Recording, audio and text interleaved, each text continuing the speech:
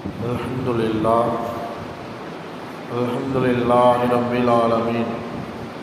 Wassalatu wassalamu ala rasulihi khatamin nabiyyin wa ala alihi tayyibin wa ashabihi tahirin wal mu'minina wal muslimina kullihim ajma'in. Amma ba'du, faqad qala Allah subhanahu wa ta'ala fi kalamihi al-qadim wa fil furqanil hamid. Ba'da a'udhu billahi minash shaitanir rajim. Bismillahirrahmanirrahim. Ya bani Adam, qad anzalna alaykum libasan yuwari sawatikum wa risha wa libasu taqwa dhalika khairun dhalika min ayatillahi la'allahum yadhakkarun. Sadaqallahu al-azim. கண்ணியத்திற்கும் மரியாதைக்கும் உரிய அல்லாஹ்வின் நல்லடியார்களே, முஸ்லிம்களாக இருக்கக்கூடிய நாம் முஸ்லிம்களாக வாழும்போது இறை அச்சம் என்பது மிகவும் முக்கியமானதாக நம்முடைய வாழ்க்கையில் இருக்கிறது. இறையச்சம் இருக்கும்போது தான் மறுமையில் நாம் வெற்றி அடைய முடியும் என்பது மிக முக்கியமான ஒரு செய்தி. அல்லாஹ் ரப்பல் ஆலமீன் திருமறையில் சொல்கின்றான், யா பனி ஆதம கத் அன்ஸல்னா அலைக்கும் லிபாஸை யுவாரி சவ்ஆத்திக்கும் வரீஷா. ஆதமுடைய மக்களே, உங்களுடைய மானத்தை மறைக்கக்கூடிய, உங்களை அலங்கரிக்கக்கூடிய ஆடைகளை நிச்சயமாக நாம் உங்களுக்கு அருள் புரிந்திருக்கிறோம். என்றாலும் பாவங்களை மறைத்துவிடக்கூடிய இறையச்சம் எனும் ஆடைதான் மிகவும் மேலானது.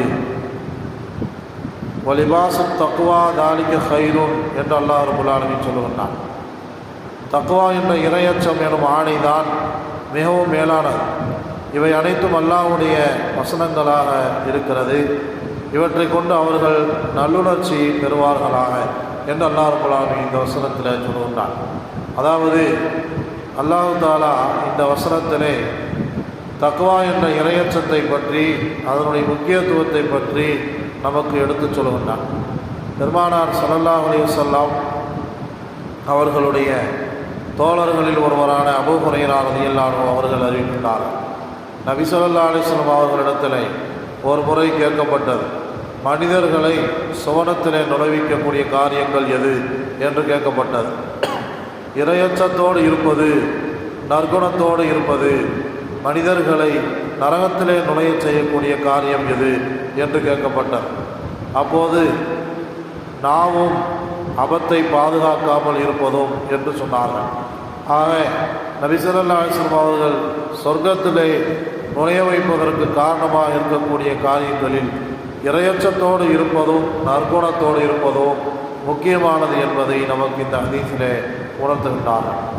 மேற்கூறப்பட்ட வசனத்தில் அல்லாஹ் ரப்பல் ஆலமீன் இறையச்சத்தை ஆடைக்கு உவமானமாய் சொல்கின்றான். இறையச்சம் என்கிற ஆடை மிகச் சிறந்தது என்று அல்லாஹ் ரப்பல் ஆலமீன் சொல்கின்றான். ஒரு மனிதனுக்கு ஆடை எவ்வளவு முக்கியமோ அதுபோல ஒரு முஸ்லிமுக்கு இறையச்சம்தான் மிகவும் முக்கியமானது. ஆடை இல்லாமல் உலகத்திலே வாழ்வதற்கு மனிதன் எப்படி கூச்சப்படுகின்றானோ அதுபோல தக்வா என்ற இறையச்சம் இல்லாமல் வாழ்வதற்கு ஒரு மூமின் கூச்சப்பட வேண்டும் என்பதை அல்லாஹ் ரப்பல் ஆலமீன் இந்த வசனத்தின் மூலம் நமக்கு ஒப்பிட்டு சொல்லுகின்றான். சுவனத்திலே ஒரு மனிதன் நுழைவதற்கான 2 காரணங்களிலே நபி ஸல்லல்லாஹு அலைஹி வஸல்லம் அவர்கள் முதன்மைப்படுத்தி பேசியது அல்லாஹ்வை பயப்படுவது, அல்லாஹ்வை பயந்து வாழ்வது தான் நமக்கு சுவனத்திற்கான சுப செய்தி என்பதை நாம் பார்க்கிறோம். இறையச்சம் என்பதன் விளக்கமே அல்லாஹ் ரப்பல் ஆலமீன் ஏவி இருக்கக்கூடிய கட்டளைகளை மனமுவந்து செய்வது, அல்லாஹ் தடுத்திருக்கக்கூடிய விஷயங்களிலிருந்து இறையச்சத்தோடு தவிர்த்து வாழ்வது என்பதாகும். ஹஸரத் அபூ உமாமா ரலியல்லாஹு அன்ஹு அவர்கள் சொல்கின்றார்கள், பெருமானார் ஸல்லல்லாஹு அலைஹி வஸல்லம் அவர்கள் இறுதி ஹஜ்ஜிலே பேசிக் கொண்டிருந்த விஷயங்களை நான் கேட்டேன். அதிலே நபி ஸல்லல்லாஹு அலைஹி வஸல்லம் சொன்னார்கள், உங்களுடைய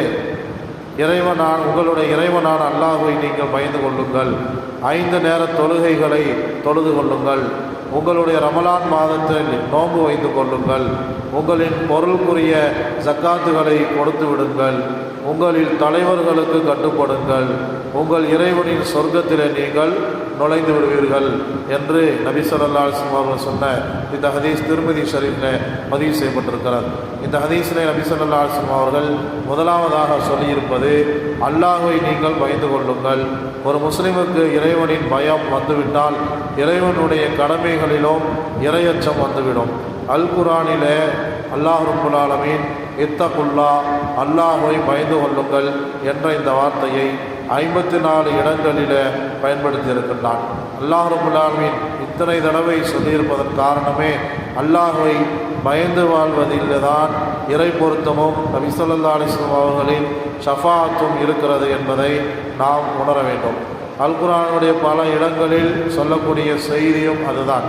வமை யத்தகில்லாஹ யஜ்அல் லஹு மக்ரஜா, அல்லாஹ்விற்கு பயந்து நடக்கின்றவர் அவர்களுக்கு அல்லாஹ் தஆலா சிரமங்களிலிருந்து வெளியாகக்கூடிய வழியை ஏற்படுத்தி தருவான் என்று அல்லாஹ் ரப்பல் ஆலமீன் இந்த வசனத்தை சொல்கின்றான். எல்லா விஷயங்களிலும் அல்லாஹ்விற்கு பயப்பட வேண்டும்.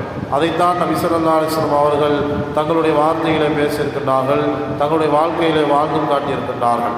ஹஸரத் அலி ரலியல்லாஹு அன்ஹு அவர்கள் சொல்கின்றார்கள், பெருமானார் ஸல்லல்லாஹு அலைஹி வஸல்லம் அவர்கள் அவர்களுடைய கடைசி வார்த்தை தொழுகை தொழுகை தொழுகையிலே பேணுதலாக இருங்கள் என்பதாகவும், உங்களின் வழக்கரங்கள் நம்முடைய பொறுப்பிலே உள்ளவர்கள் எதை சொந்தமாக்கி கொண்டதோ அந்த விஷயங்களில் அவர்களினுடைய விஷயங்களிலே அல்லாஹ்வை பயந்து கொள்ளுங்கள் என்றுதான் பெருமானார் ஸல்லல்லாஹு அலைஹி வஸல்லம் சொல்லியிருக்கின்றார்கள்.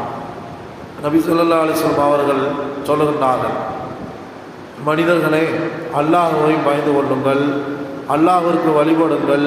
மேலும் உங்களுக்கு பரட்டை தலையான கருப்பு நிற அடிமை தலைவராக நியமிக்கப்பட்டாலும் கூட இறைவனின் வேதத்திலிருந்து உங்களுக்கு அவரை எதை நிலைநாட்டினாரோ அதிலிருந்து அவருடைய பேச்சை செவிதாழ்த்தி கேளுங்கள், அவருடைய கட்டளைகளுக்கு கட்டுப்படுங்கள் என்று பெருமானார் ஸல்லல்லாஹு அலைஹி வஸல்லம் சொன்னதாக இந்த ஹதீஸ் அஹ்மது ஷரீஃபில் பதிவு செய்யப்பட்டிருக்கிறார்.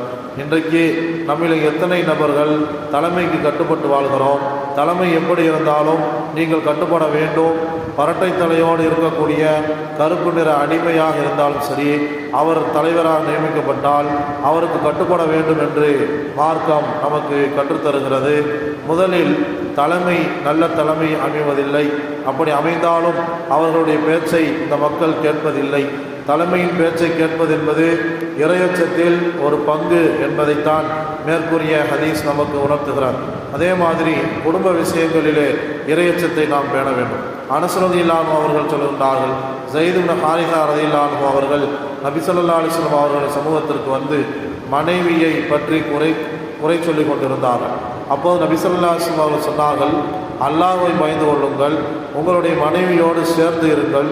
திருமண வாழ்க்கையில் எவ்வளவு இடையூறுகள் வந்தாலும் அதை தாண்டி மனம் உவந்து வாழ்வதும் இறையச்சம்தான் என்று பெருமானார் ஸல்லல்லாஹு அலைஹி வஸல்லம் அவர்கள் சொன்னார்கள். ஹஸரத் இப்னு அப்பாஸ் ரலியல்லாஹு அன்ஹு அவர்கள் அறிவிக்கின்றார்கள், ஹஸரத் முஹீஸ் ரலியல்லாஹு அன்ஹு அவர்கள் அடிமையாயிருந்தார். அன்னாருடைய மனைவி அன்னாரி பரீரா ரலியல்லாஹு அன்ஹா அவர்கள் உரிமை பெற்ற போது கணவனிடத்தில் இருந்து பிரிந்து கொள்வதற்காக வேண்டி நாடினார்கள்.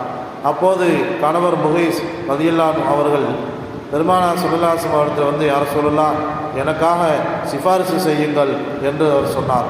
அப்போது நபி ஸல்லல்லாஹு அலைஹி வஸல்லம் அவர்கள், பரீராவே, நீங்கள் அல்லாஹ்வை பயந்து கொள்ளுங்கள், நிச்சயமாக அவர் உங்களின் கணவர், உங்களுடைய பிள்ளைகளுக்கு தந்தை என்று பெருமானார் ஸல்லல்லாஹு அலைஹி வஸல்லம் சொன்னபோது பரீரா ரலியல்லாஹு அன்ஹா அவர்கள் கேட்டார்கள், யார் சொல்லலாம், எனக்கு கட்டளை இடுகின்றீர்களா என்று கேட்டார்கள். இல்லை, நான் உன்னுடைய கணவருக்காக சிபாரிசு செய்கிறேன் என்று சொன்னார்கள். இதை பார்த்த முஹீஸ் ரலியல்லாஹு அன்ஹு அவர்கள் அழுது கொண்டிருந்தார்கள். நபி ஸல்லல்லாஹு அலைஹி வஸல்லம் அவர்கள் அப்பாஸ் ரலியல்லாஹு அன்ஹு அவர்களிடத்தில் கேட்கிறார்கள், முஹீஸ் பரீராவின் மீது வைத்திருக்கக்கூடிய நேசத்தை பார்த்து நீங்கள் ஆச்சரியப்படவில்லையா?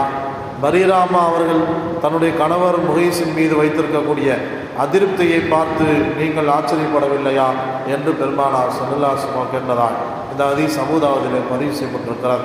ஆகவே கணவன் மனைவி பிரச்சனை வருகிற போது பெருமானார் ஸல்லல்லாஹு அலைஹி வஸல்லம் அவர்கள் முதன்மைப்படுத்தியிருக்கக்கூடிய விஷயம் அல்லாஹ்வை பயந்து கொள்ளுங்கள், அல்லாஹ்வை பயந்து கொள்ளுங்கள் என்பதுதான்.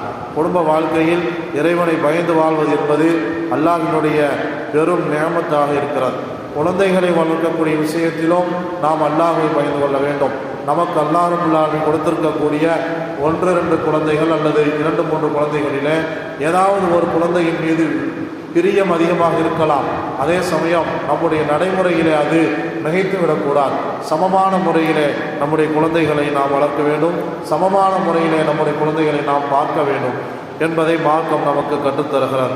ஆகவே இரையச்சம் என்பது எல்லா சூழ்நிலையிலும் பேணப்பட வேண்டும். மிக குறிப்பாக பிறர் குறித்து பேசாமல் இருப்பதும் இரையச்சம்தான் என்பதை ஹதீஸ் நமக்கு சொல்லுகிறார். ஒரே ஒரு ஹதீஸை சொல்லி முடிக்கிறேன். அன்னை சஃபியா ரலியல்லாஹு அன்ஹா அவர்களை ஹஃப்ஸா ரலியல்லாஹு அன்ஹா அவர்கள் யூத பெண் என்று ஒரு முறை சொல்லிவிடுகின்றார்கள். இதை கேட்ட சஃபியா அம்மா அவர்கள் அழுது கொண்டிருந்தார்கள். பெருமானார் ஸல்லல்லாஹு அலைஹி வஸல்லம் அவர்கள் வந்து எதற்காக அழுகிறாய் என்று கேட்டபோது, ஹஃப்ஸா ரலியல்லாஹு அன்ஹா என்னை இப்படி சொல்லிவிட்டார்கள், எனவே அழுகிறேன் என்று அவர் சொன்னார்கள். அதை பார்த்து பெருமானார் ஸல்லல்லாஹு அலைஹி வஸல்லம் சொன்னார்கள், நிச்சயமாக நீ ஒரு நபியின் பிள்ளை, உன்னுடைய சிறிய தந்தை ஒரு நபி, இப்போது ஒரு நபியுடைய மனைவியாக இருக்கிறாய், அதை கொண்டு நீ பெருமைப்பட்டுக்கொள் என்று சொன்னார்கள். பிறகு ஹஃப்ஸா ரலியல்லாஹு அன்ஹா அவர்களை பார்த்து நீ அல்லாஹ்வை பயந்து கொள் என்று சொன்னார்கள்.